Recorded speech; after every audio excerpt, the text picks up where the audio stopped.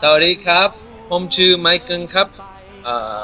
My name is Michael Aguilar. I'm the network coordinator for Engage, which is an international human rights organization. Um, I wanted to start off with speaking a little bit about how I know Pai. Pai is a good friend that I met back in 2013 in Khon Kaen, Thailand, with the student organization Dao Din, which I'm affiliated with. And actually, the first day that I met Pai, he was out to go protest the privatization of Khon Kaen University. And so from the first day that I met him, but I've actually known his father since 2008, when we were working together in Khonsan, which is a village in Chayapum province. But Pai has always been a very outspoken, very likable, very lovable, very talented person, musician, and he's very well spoken. People gravitate towards him for his humor, for his joy of life, but also because he's a true individual with strong convictions towards what is justice and what kind of society he wants to create Thailand. And by his recent unlawful detention by the military junta, he's taken it upon himself to go to protest peacefully his detainment through a hunger strike, which is being viewed all over the world. And so we really I mean, we're just we see him. He's not alone, and that's one thing that we want him to know, is that he's not alone. We stand in solidarity with him, and we are so proud of his courage to take this on. I believe he's on his 12th day of his hunger strike, and we support him fully. We would like to say to Pai, as the head of Engage, but also as a friend, that he is not alone. Although I'm sure they're making him feel very alone, but we want to tell him that we love him, we support him, and that we're watching as the situation unfolds.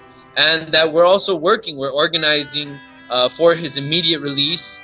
We're working not only here in the United States, but in Thailand and other countries to make it known that he is locked up and that he is on a hunger strike, protesting his unlawful detainment, and to stay strong, and that everybody's watching,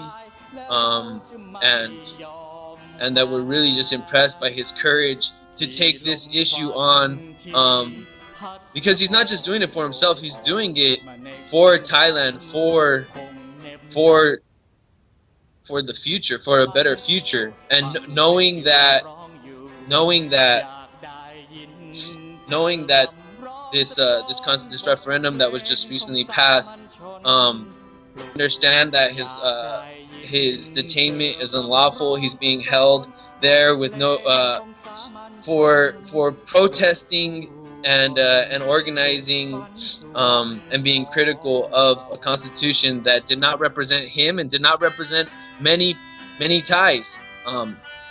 And so, we hear a lot of arguments like, oh, people don't understand Thai democracy, but actually, one of the reasons why I personally was drawn to Thailand was because of the organizing that took place in so many Thai communities. And when I first went to Thailand in 2006, I was able to study the Assembly of the Poor, and understanding that organizing at a grassroots level and showing resistance was taking to the streets, blockading, holding mass protests, holding mass sit-ins, and creating a true front up against a lot of these unlawful policies that the government was trying to push.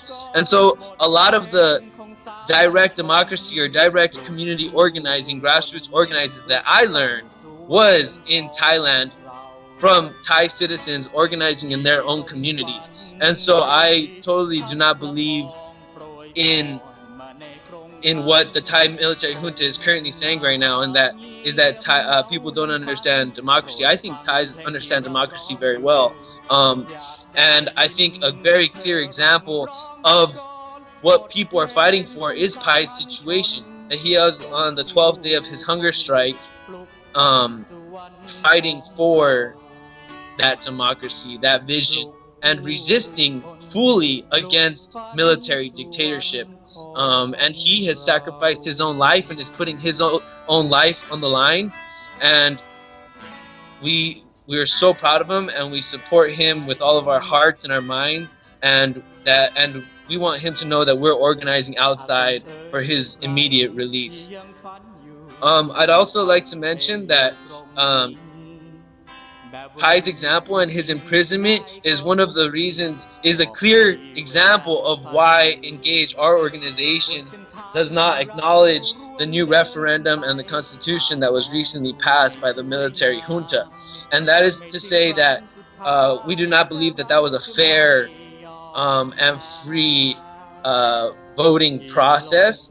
And Pai is an example of that he is still imprisoned for campaigning no on the draft constitution, which was a viable option to vote for on the referendum.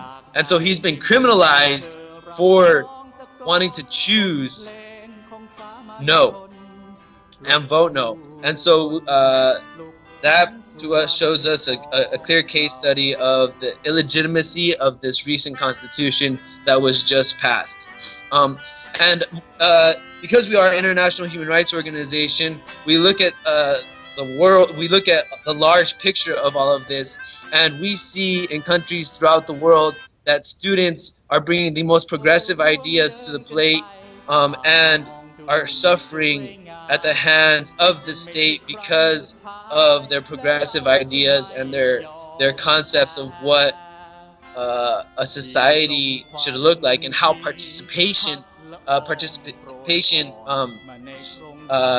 is an active role that the youth want to have in their government and in their future. ขอบคุณครับ นั่งฟังเพลงอยู่ตรงนี้แบบว่ามีจริงๆได้ก็คงดีบอกทีว่ายังฝันอยู่บนเส้นทางที่เราร่วมเดินขึ้นไปอาจมองดูไม่สวยงามนี่ไม่ใช่ครั้งสุดท้ายและเราจะไม่ยอมแพ้